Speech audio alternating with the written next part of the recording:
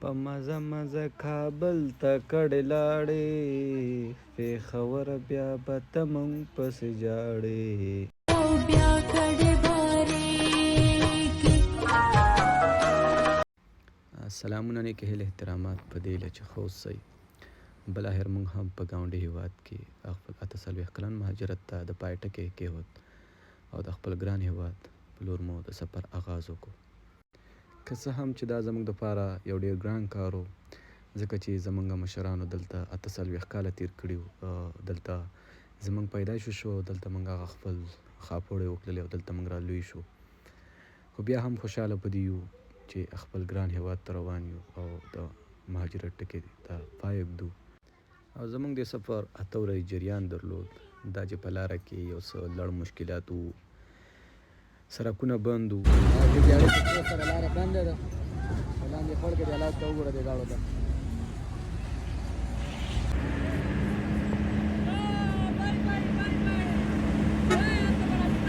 یو لاین کې څلور ګاډي ولاړ دي، وړو ګاډو ته هم لاره نه ورکوي. دا ګورې بنده ده مکمل، یو سیټ نه څلور روان دي.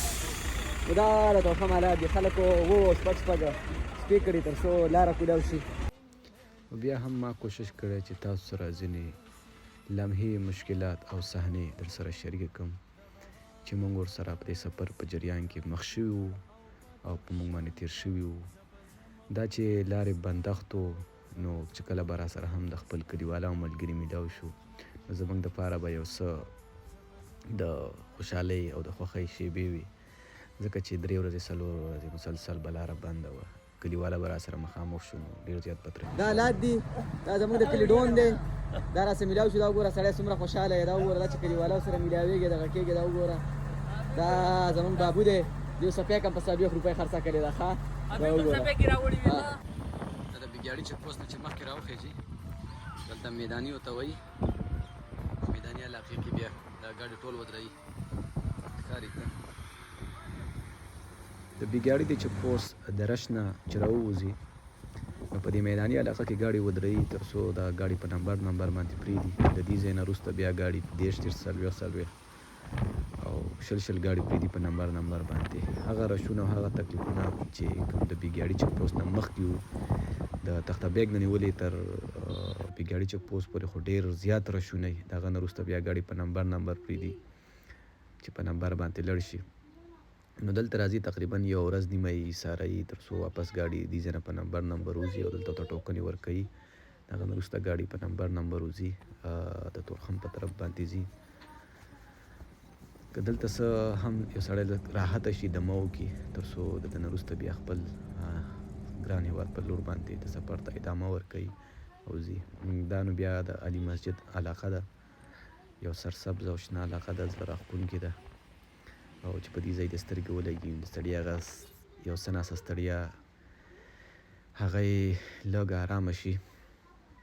خو بیا هم دغه سفر ډېر زیات د مشکلاتو ډک وي، ځکه چې د روټۍ، د اوبو دغه یو څه مشکلات وي په لاره باندې. هوټلونه نه وي او داسې ځای کې د شپه راشي چې ته مجبوره یې هغه ځای کې بیا ځان ته خپله پخلی مخلی او دغه وکړې.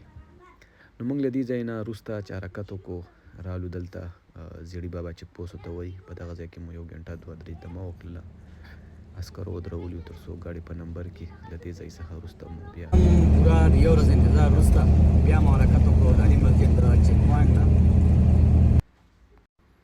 دا علاقه نو بیا د خیبر نیکي خیلو بازار ته نږدې علاقه ده او د دې نه وروسته د خیبر نیکي خیل شروع کېږي او دلته یو وړوکی غونده کې بازارګی دی تر څو دغه خلک خپل ورځني ضرورتونه د دې ځای څخه پوره کوي. نو دا هم موږ راورسېدو د حمزه بابا کیمپ چې هغه مشهور ډیپورټ سینټر دی. او هغه وخت کې چې ازاخیلو سینټر بند و، نو دلته به خلکو چکاپ کوو او له دې ځای څخه موږ خپل سفر ته ادامه ورکړه او د تورخم میچنۍ چک پوسټ ته راورسېدلو. که څه هم چې د میچنۍ چک پوسټ کې 1-2 غنټې انتظار راباندې وکړو، ګاډي یې ودرولي وو د رش او بیروبار د وجې چې د میچنۍ چک پوسټ نه نیولې تر تورخم ته ټرمینل پورې ګاډي بیخي په نمبر باندې ولاړو او ګاډي هم په قلاره په سلو کوزېده. ځکه چې باران شوی و او ګاډي سلیپ کېده نو ډېر بلها ګاډي په لارو باندې ولاړ دي مهاجرینو بلها مشکلات دي او دغه مشکلات سره سر دي موږ بیا هم خپل سفر ته ادامه ورکړله او په مزه مزه د تورخم ټرمینلو ته راکوشولو او دلته مو خپله کنډه وکړله د دې ځای څخه وروسته موږ راغلو او د امپورټ او ایکسپورټ ټرمینل کې مو خپل ګاډی ته ځای پیدا کړو تر څو موږ ته نوبت راشي او موږ خپل په نوبت سره ووځو دلته مو سکینر وکړو قسم چې سکینر نه خلکو ډېره ویره درلودله چې سکینر دی او سکینر دی خو زه خپل ورونو ته دغه ورکوم میسج ورکوم چې سکینر ډېر اسان دی دا پکې داسې کوم دغه شته قسم نن سبا یو څه مشکلات راغلي دي او دا هم د امپورټ او ایکسپورټ ټرمینلو هغه میدانونه دي چې تقریبا 3000 لارۍ موجوده وخت کې ولاړې دي تر څو خپل ګران هېواد ته ستانه شي او مشکلات دلته دا و چې موږ خپله هم 4 ورځې تېرې کړې په د خاطر باندې چې د هر یو ټرمینل به یو ورځ نمبر راته 8 ټرمینلې وي او یو ورځ باقي به هغه یو نمبر راته دا هم د یو لګیا دي په ګاډو کې جرک وایي یو سامان ناکوزوي او دا بیا د تورخم 0 پوینټ دی وخته مو چې دلته هم چکر وو نو راغلو دا هم د تورخم 0 پوینټ دی مازدیګری راووتو تر څو لږ چکر مو کړی وایي د ځای حال احوال وایي تاسو ته ښکاري دا ګورئ